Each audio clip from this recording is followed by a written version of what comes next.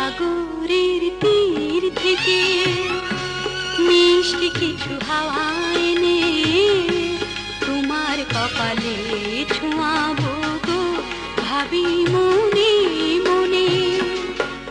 আকাশের নীল থেকে তারার কান্তি এনে তোমার নয়নে ছড়াবো গো, ভাবি মনে মনে। সাগরের